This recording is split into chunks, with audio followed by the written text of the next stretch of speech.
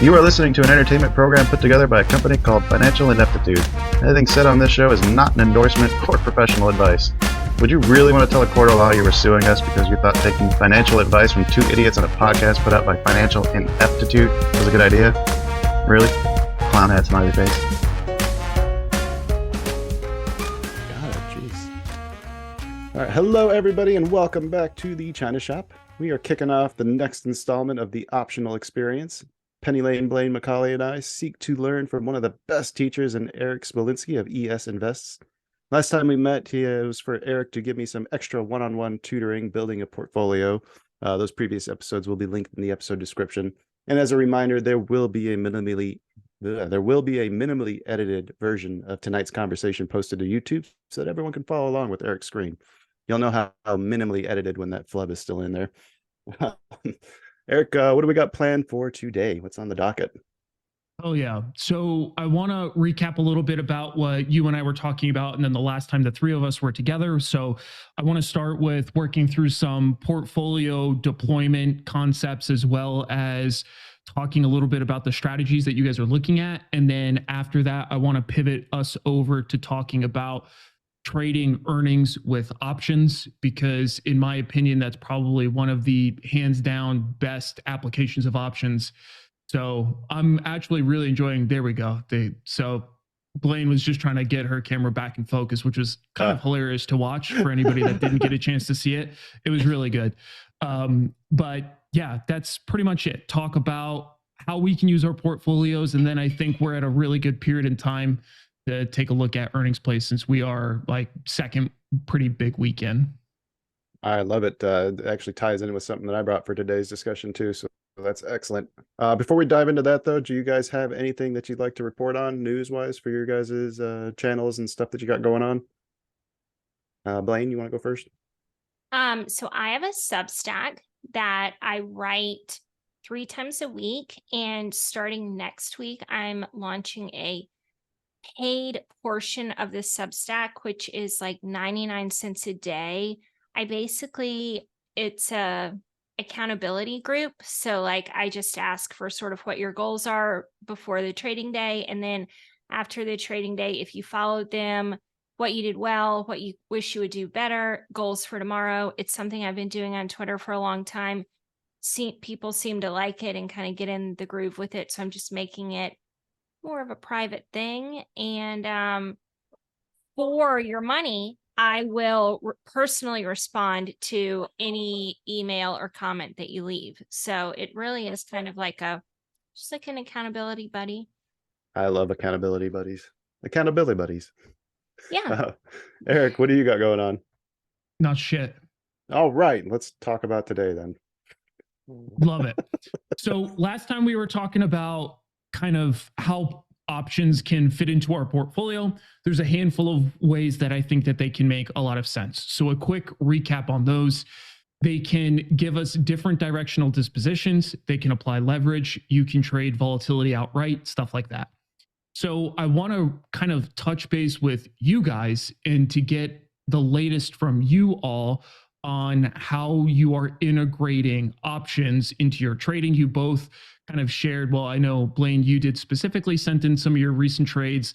And then Kyle, I don't know if you did in there as well, but I'd love to start there and then we can kind of follow the dialogue from that point. So recap the question, how are you integrating options into your trading? All right. I have been diving into the ratio diagonals. Been tracking. We talked about the one trade that I set up, so I've been managing that one as this week went on. I actually got to close out one leg of it, and I opened up a new leg that I'll probably be closing out at the end of this week. But really loving the way that that's working out. I like the way it feels like being in those trades, how little management it actually requires on my part. I just got to check it on the daily, decide if I want to do something with it the next day, and then done. Go do something else. Yeah. And just a quick recap for those that don't know about the ratio diagonals. Essentially, it's a directional strategy. I use it as a speculative play, and it allows you to gain leveraged exposure either to upside or downside markets. You can use the calls to trade to the upside, puts to trade to the downside. But I really love that strategy for you, so I'm stoked that you're tinkering with it.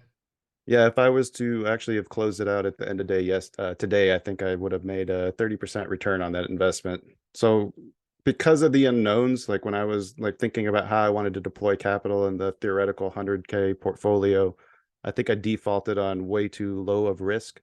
So I've decided to go back and revamp that. I think that 50% for these types of equity trades, whether it's a cash secured call or covered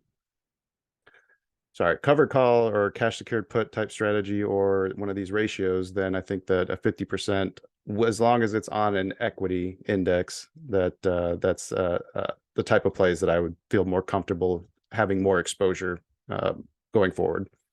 Yeah, I think that makes sense. And what you went through in terms of, trading the model $100,000 portfolio, which actually going forward, I want to create like a tracker for you guys.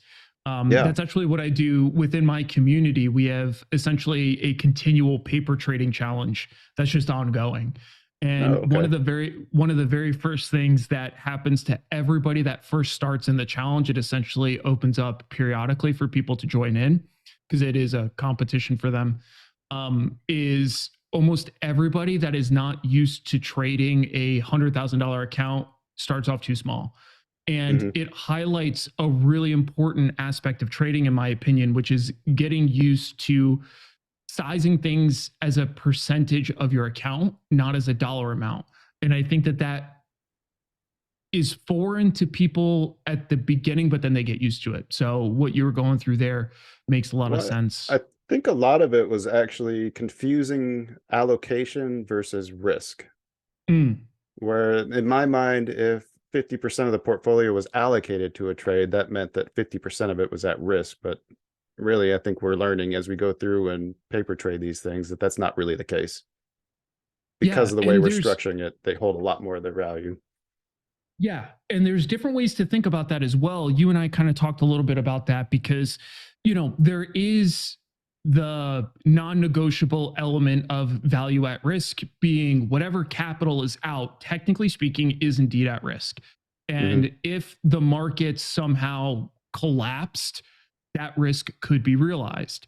However, what we kind of learn in practical application, you can mitigate most of that risk. So you can have trade management protocols in place that would then really decrease the amount of risk that that position faces. Even if you use something, like Black Monday, where there's an over 20% decline in equity or in an index in a single day, you can still manage that risk. You don't have to wait to close it. So the main point I'm trying to strike here is that it is important for us to recognize that whenever you put money in the market, there is capital at risk. Even if you intend to manage it, there can be overnight gap risk. There can be, global economic collapse risk. Stuff like that exists, but you can still manage a lot of that away.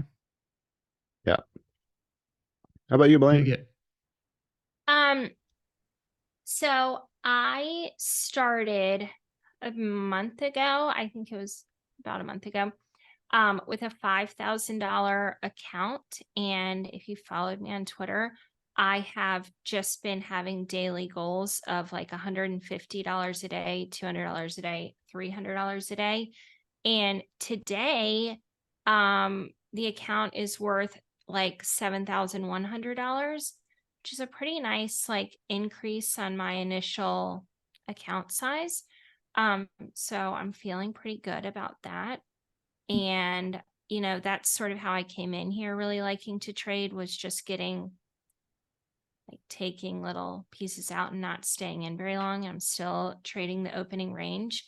And I kind of came up with this strategy, Erik, based on, it wasn't even something you said. It was just like when you had your chart up and you were talking about like the overall amount that SPY or SPX or whatever would move in a day, it kind of like a light bulb went off. And I was like, oh, it's like not really that much. And when you're looking at it on a daily chart, it can seem like it's moving a lot, when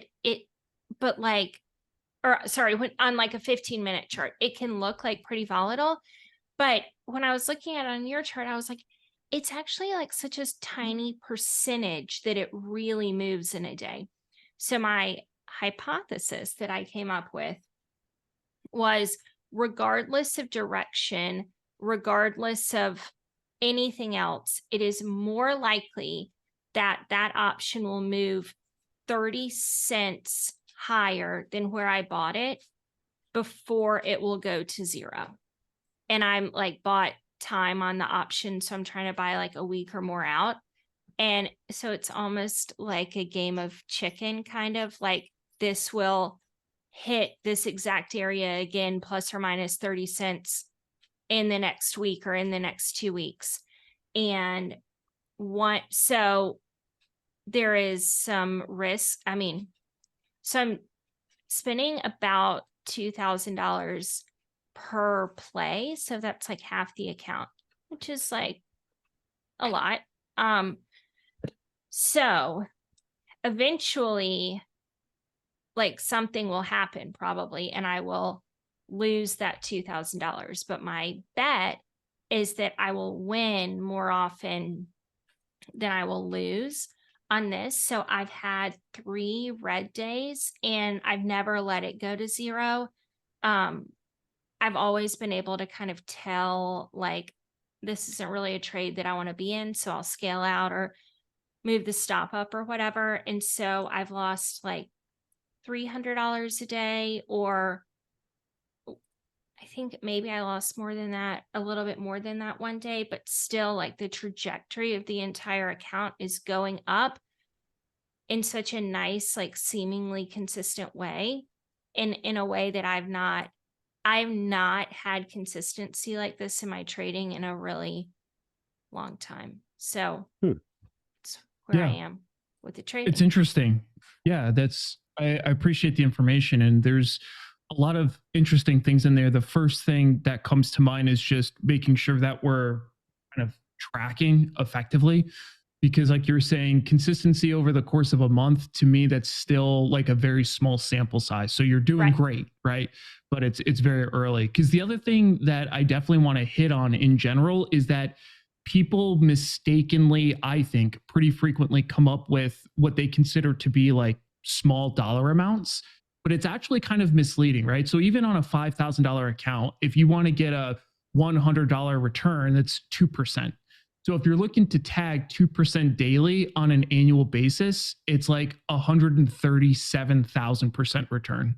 Right. Annualized. And that very much went in to this thought. And it was when we were talking about the percentage return and what was feasible on what size account and how much you could do. I was like, I'm trying to make like 2.5 to 3% a day right now, which I actually think is a little bit too much. And if you could just take it down to 2%, it's just so, if you can just get out of your own way and follow like this one thing over and over in a computerized way, it just feels to me like you really could compound, but it, again, just feeling. So I totally understand what you're saying about data and like actual numbers. Yeah, exactly. And the way I look at this stuff is like, even if it works for a while and then it stops working, whatever happens, who cares, right? Like ride it as long as you can. I think when we have a way to extract edge, it is very important to get as much of edge as you can because it moves. But yeah, the reason why I bring that up is just because that's like a really common thing I see new traders do with small accounts is they'll set like this really seemingly small dollar amount, and then they won't realize what the percentage return on that actually is. Because like, again, in this case, 137,000%, I've never seen that done, is really what that comes down to. Like I've never seen that return in a market, even when I look at the best traders of all time. So to me, again, that's not even to say that it's impossible. I'm reluctant to use things that are impossible unless I know it actually to be impossible. But it does tell me that it's improbable and that there needs to be a commensurate amount of effort to try and make it possible. But in your scenario, as long as it's working, I literally would ride that to the wheels fall off, provided that you're covering the risk as you say you are. And I mean, even if you look at the performance of the S&P 500 over the past month, for anybody that trades like long strategies, it's down, right? So the fact that you're still able to extract your edge in a market condition that's moving that way is really good to me. I think that that's very valuable. I'm concerned that once the market starts trending again, this strategy won't work. It is like made for chop, because what I want is for SPY to cross the opening range like 2 or 3 times. The more it crosses that opening range, the more likely I am that, and I've put in hard sell orders, because my number one problem with options was something would go in my favor and I would be like, I was right. And then I would take off the sell order, or I would be like, I can get more, or I wouldn't take enough off, or like animalistic brain would take over and I would just get like out of control greedy, like, oh, I've got a good trade on, and then I would ride it from a green trade into a very, very red trade. And I just pinpointed that is like, that is my number one. I can't trust myself not to be greedy. So I've been putting the hard sell order in at the 30% gain, and then it hits it. And I just can't really be trusted to manage my my own sell or no matter how much I'm like, I'm gonna flatten. I used to have similar issues until I started using like specific points. Like once I started figuring out like specific points where I know that market makers will target liquidity to look for my exits, where that really started to improve my exits. And that'd just be like internal sweeps of liquidities, where that be swing highs and swing lows on the lower time frames. And then if those get hit, then I'll challenge runners for like higher time frames, like on the 1 hour or 4 hour. But having like defined exit points, I think really helped me. I think like an important note here is when we're interfacing with a system over a long period of time, it's really important not to artificially kneecap ourselves. So what I mean by that is, what I typically refuse to do is, if I have a trade that's profitable, I don't just set an arbitrary stop and then get out as soon as it hits that, because it can continue to move in your favor. And then you just literally gave up X number of dollars. But what I will do is set a point where as soon as it breaks that threshold of that profit threshold, I refuse to take anything less than that profit threshold. And I do my best to follow that trend, whether it be a trailing stop, whatever the case is. But especially for like intraday trades, as soon as it exceeds a threshold, I would set a sell stop. And then if it trails up a little bit, I'll move my sell stop up. And then as it trails up, move my sell stop up until eventually we meet. But I think integrating, as long as you're doing something like that, I love that. But if it's anything other than that, where it's kind of just a artificial stop, you do give up probably more edge than you want to, because again, like as you get a larger data set, my guess is that amount that you give up would drastically negatively impact the expected return of the strategy. I think that you're right about that. I do think that you're right about that. But so if I were you, I wouldn't take the stop off. I would just, as soon as it exceeds your stop, at that point, you set your stop. And then if it moves up X number of more points, you never remove your stop. This way you don't have to relegate yourself to the gambling side of you, or that we all have, to be very clear. But it's more of just sliding it up instead of just taking it off in total. And it's just to try to squeeze a little bit more profit out. But to your point, as soon as you get stopped out, we're still stoked, right? We still made our money. Does Thinkorswim let you do, as I know with Sierra charts and like trading futures, you can set your bracket up to where like once a certain profit threshold is hit, it will automatically move your step in stages. So I can have it trigger when I hit like, 10 points of profit, and then have it trail 1 for 1 or every 5 points or in increments, or however you want to set it up like that. If you can do that, then set your bracket up to do that. Then you don't have to interface with it still, and you don't have to worry about yourself making bad decisions. So today was super red day in the market, and is my exact all-time favorite type of day to trade. I love really, really red days. I love when the whole market's trending in one direction. And I try to like stay in longer just because I was enjoying it. It wasn't really like a greed thing. It was just like, why wouldn't you hold on to this trade if like this is your perfect setup? And I stayed in the trade and I like took a couple different sells and I ended up making about $20 more than I would have if I had just hit a hard, I'm all out at this point. And it took me about an hour and a half more of work. Just like, that's, Is it worth it? isn't worth it, you know, but I did get to like fuck around in the market for an hour, which I love. I mean, Right. I was having the time of my life, right? And I knew that I couldn't possibly lose more money than my goal for the day, which is what we're talking about. But anyway. What I explain to people on that is this is when it's really important to differentiate between raw dollar amounts and percentages, because to your point, right, an extra hour and change for $20, I would argue is not worth it. But as soon as you look further down the line, and that's one of the things I think people sometimes lose track of, is that we're building a skill set that we can then scale and deploy for literally decades. So who's to say that when you move from SPX into SPX, or I'm sorry, from SPY into SPX, because you're trading so big, because your account has grown so much, that now that, you know, $20 difference isn't a $2,000 difference. And it still might be a small percentage of your account at that point, who knows, but that's still $2 fucking grand. So that's hour, why, which is exactly. So that's the way I kind of think about this stuff, is that whenever we look at raw dollar amounts or percentages, it has to be taken in context. Because again, in this case, $20 for an hour and a half, I would say fuck that.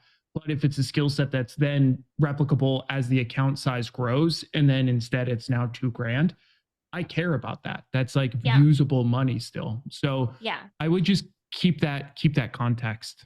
I also have been, my hypothesis this morning was that if we broke below 420 and like all the indexes were breaking below like key levels that I had, but I was like, if we can break below 420 and confirm, then there will be a large move down. And I had a large size on the line if that happened, and was able to put a stop just above that, which is my absolute favorite way to trade, is to be like slightly oversized with almost zero risk. So like 9 times out of 10, that's going to be a dud trade for you and you're not going to lose anything. But the one time it does do exactly what you think, then you're like, have enough on the line that it matters, I guess. Anyway, when I used to trade with, or I still trade with Pax, but two of my mentors, Pax and Anthony, we would talk about that a lot, about just being like heavy in a trade that has like gravity to it, that will go down or up. Yeah. So the concept there, and it's a really good concept, it's kind of like an asymmetric return potential. So this is the same thing I was talking about in that volatility trade that I put on a little while ago, where as soon as I saw VIX dip below 13, I started scaling into a trade because it looked very appealing to me relative to where I saw potential downside versus upside potential. To your point, the trade can still lose money. However, I view that the risk is grossly outweighed by potential reward. So looking for those kinds of trades is really, really important. So yeah, I think that your mentors and you are focusing on the exact right thing in those circumstances. It's just important also to remember there that those tend to be less frequent, right? They're opportunistic style trades. Sometimes you'll get your setup, sometimes you won't, but once you see it, you know it's time to move. So that's really awesome that you're able to see it and then execute on it without getting hung up. That's awesome. Big fan. All right. We have anything else for trades or portfolio, or should we move on and talk about some option stuff? Or I'm sorry, earnings stuff. I think we should switch to earnings. So for those that don't know, trading earnings is probably one of the premier aspects to trading options. in my opinion. So I'm sharing my screen now. You don't really need to see it to follow along. I just think it helps a little bit to kind of keep track of the dialogue here. But there's a couple reasons why trading earnings is so important. And don't worry, I'm not going to review all of these with you and put you all to sleep. I do encourage you to take a look at these studies. So for those that are just listening in, I'm pulling up just a bunch of different studies. These are a little more recent, so I consider them to be a bit more relevant on how options and how markets behave around earnings. So I'll flash through these for those that are interested, again, in checking them out on your own time. But really what this is elucidating are two things. The first thing is that we know options increase implied volatility starting from about a week out in time from an earnings report. This is ceteris paribus, which means everything else remaining the same, which means that's not what fucking happens in markets. Nothing ever remains the same. But it is important to note that there is this mechanism happening in the background otherwise, where implied volatility is steadily beginning to increase about a week out from an earnings release. Then we have the earnings release itself, and there tends to be a rapid contraction in implied volatility post earnings release. Those are the effects that options traders are typically attempting to trade. Now, you'll notice one of the things in here, though, is post earnings announcement drift, also known as PED. There are a lot of updated studies on PED. It used to be kind of like a slam dunk home run style of trade. And really, this is where there is an outsized beat to the upside. There are very specific criteria that have to be met in order for PED to exist. And essentially, it forecasts positively the next quarter returns in the equity itself. So the reason why I bring that up is because that's just another thing you can add to your toolkit if you see those kinds of movements. It is important to note, though, that when you're looking at large cap stocks with big market caps, it is less effective now. So this typically is going to apply to your smaller products as of now. It used to apply more broadly to everything, but that's not so much the case these days. So anyways, those are kind of the general theories that we're looking to capitalize. And again, the reason why I show you these studies is because I am just a random fucking dude on the internet. You shouldn't listen to anything I say. But my hope is to show you things that actually study this via peer-reviewed fashion so that you can kind of play along. So, but if you tell me to read the studies, then I shouldn't do that. Well, you shouldn't trust it. Not that you shouldn't do it. You shouldn't trust it. And then after you read the studies, you have to make that choice for yourself. Yeah. But we're in earnings. So when I'm looking at earnings, this calendar that I have pulled up, really all I'm filtering by is weeklies. I want stuff with weekly options. And the reason why that's the case is things with weekly options tend to have enough liquidity to warrant weekly options. So it's kind of a quick way to find at least some kind of liquidity. And I just want to show you what this effect looks like. So let's go back to last week. We could look at something like Johnson & Johnson, because I actually just had a trade on in Johnson & Johnson. And if we take a look at the behavior, what I'm pulling up here is an implied volatility chart. And if you'll take a look at the implied volatility, here's when earnings was announced. And this is about 2 weeks behind where earnings actually came out.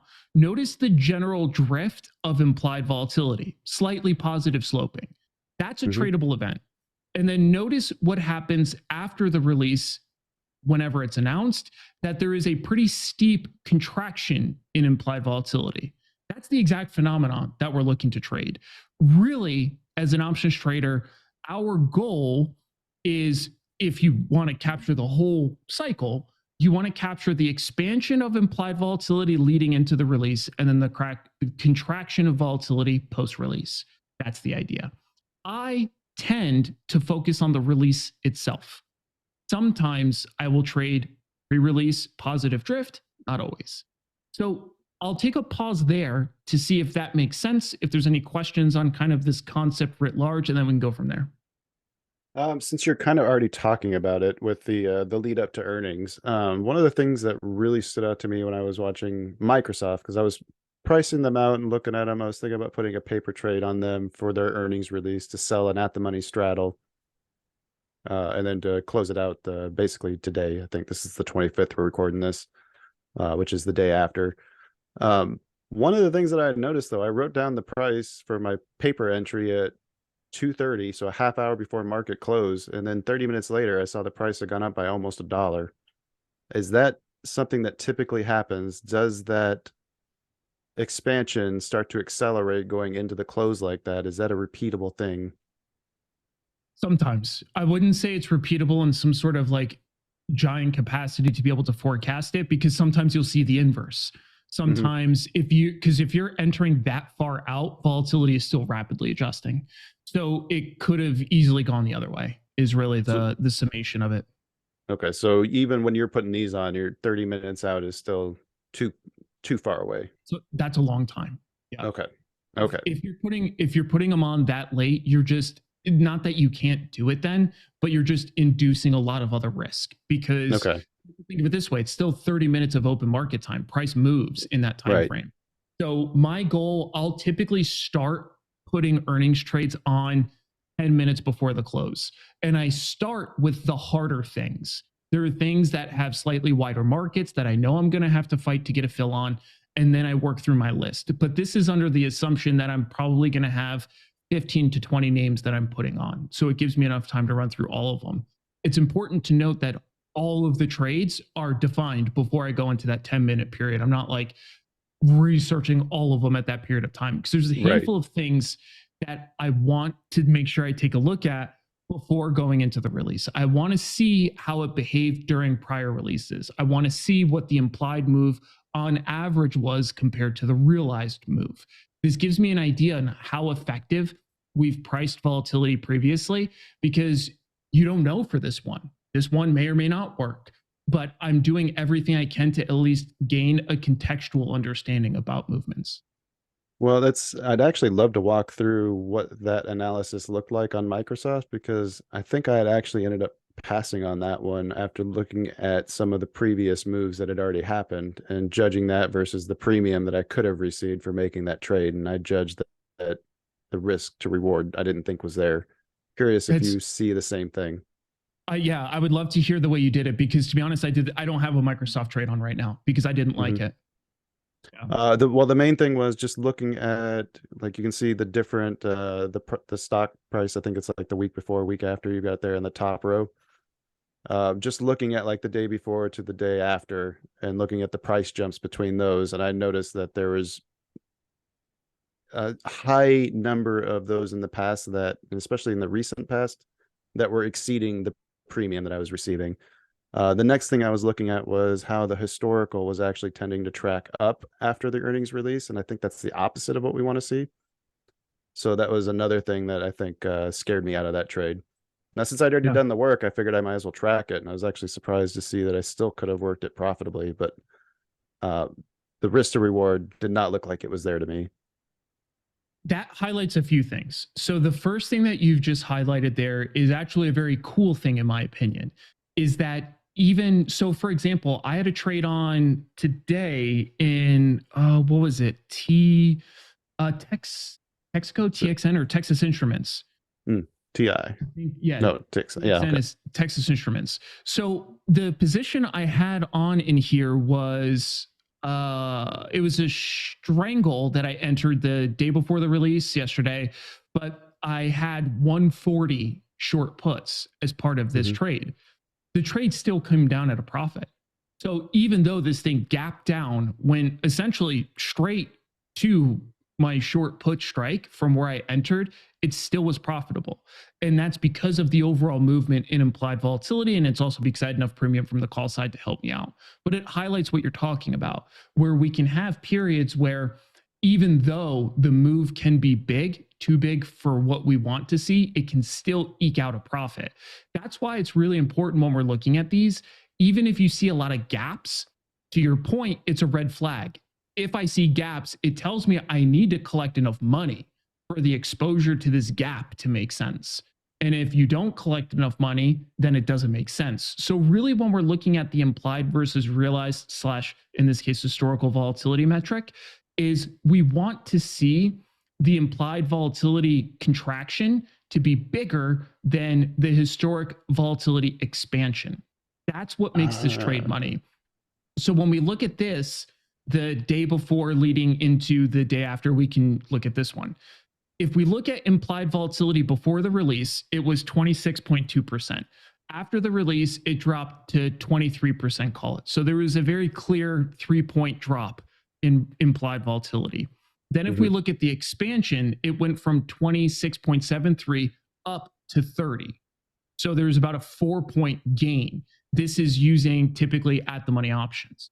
So if you're slightly further out of the money, this expansion will be slightly muted, which is exactly why I was able to walk out at a small profit relative to the position size. So when we're looking at this, that's what we want to compare. We want to look at the movement of implied volatility, how that changed, and then compare that to the movement in historic volatility and how that changed. Okay. I think that answers my question. Cool. So one other thing to note, specifically for this year, I have absolutely found that straddles are performing way better than strangles. So I'm sorry, inverse, that strangles are performing better than straddles. And I've essentially switched over to strangles. I typically trade straddles because it gives you a more pure exposure to the implied volatility, but I'm noticing writ large that it's not enough. You're not collecting enough money on the straddles for them to be working. So the reason why I'm using strangles is because it also adds a little bit of a directional disposition to the trade that has been more fruitful. So I offer that out as a personal anecdote for people. Obviously, I track earnings releases on specific names. There's about 150 to 200 names that I trade almost every single cycle. So I track them in depth. So again, it's just my anecdotal information. I typically prefer straddles, but I've found strangles to be far more effective really for the past like 18 months. So I've been leaning more and more into that side. Can you walk me through like one of your trades or just kind of like how you choose the legs for your straddles?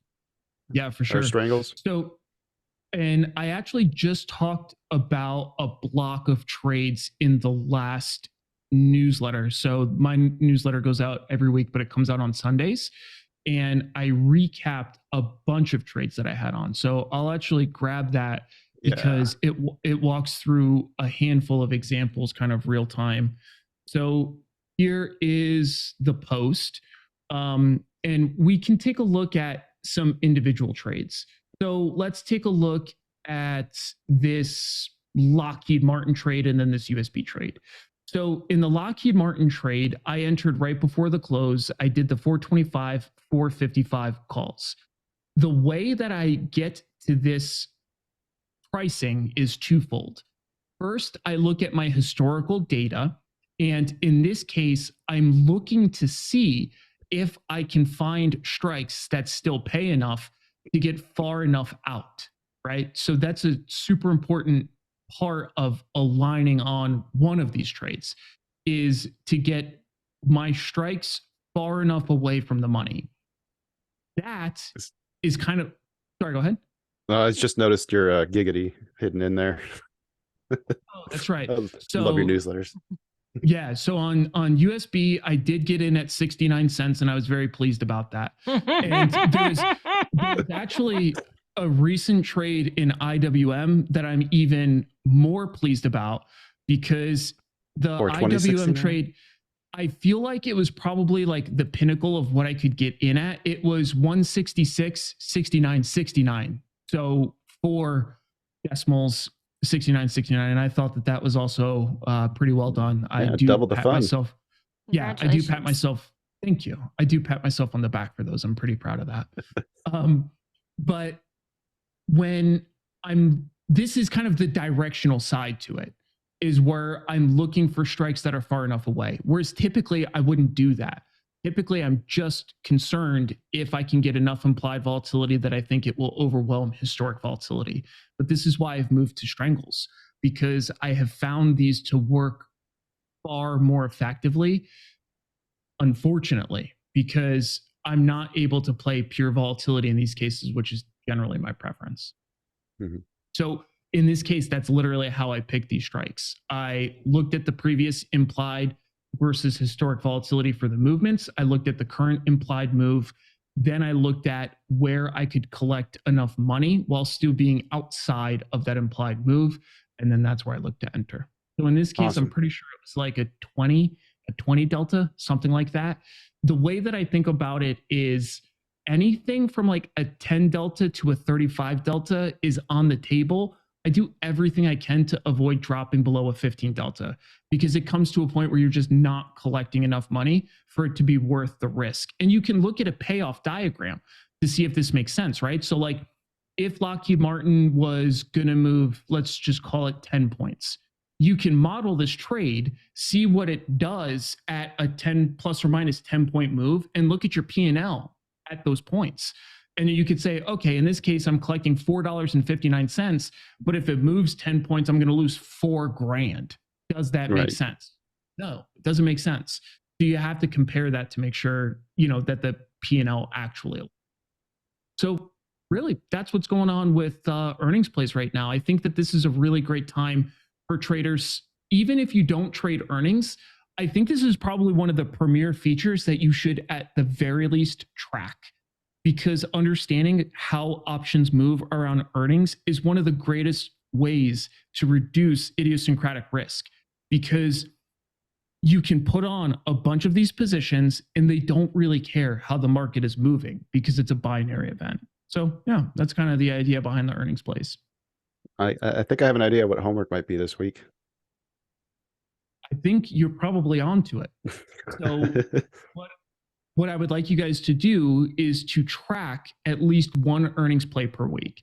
If you guys are able to include more, that's fine. But I just want to get a sense of you guys modeling an earnings play, just one a week. And my disposition is I trade them every day. So again, if you're able to trade it with more frequency, you're going to be better off. Because the problem is if you only trade one earnings play, who the fuck knows how that one goes? But what I can tell you is that in a large data set, implied volatility tends to track higher than realized volatility.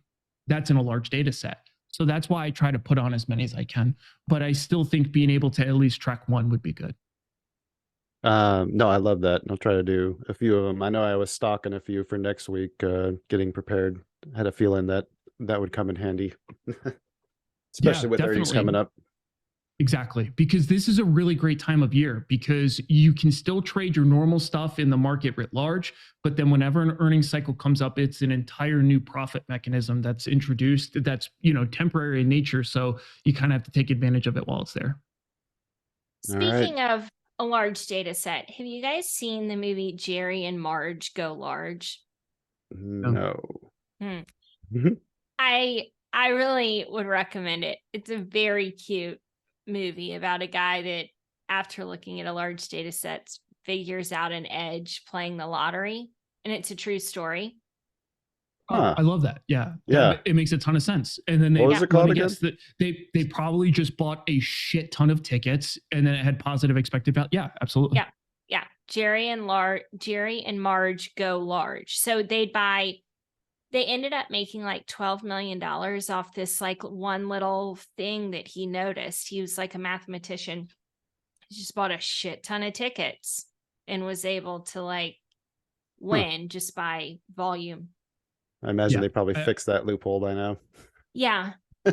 Yeah. But the movie is, I don't know. It's great. And it's got Rainn Wilson in it from The Office. The Office. Mm-hmm. All right. Is that in the homework too? It should be the homework. I don't give a fuck if you watch that movie, but it sounds like a good movie. Do we have anything else in here before I wrap things up? No, sir. All right, then I think that's going to do it. I say thank you to everybody who stuck around to the end. Thank you to Blayne and Erik for taking part in this awesome collaboration. Be back soon with another eye-opening episode, learning how to trade options. But until then, remember to tip your servers and just say no to drugs, or at least the really bad ones like Oxy and fentanyl. If we've actually angered any fentanyl addicts out there, go ahead and leave a comment expressing your rage and take care.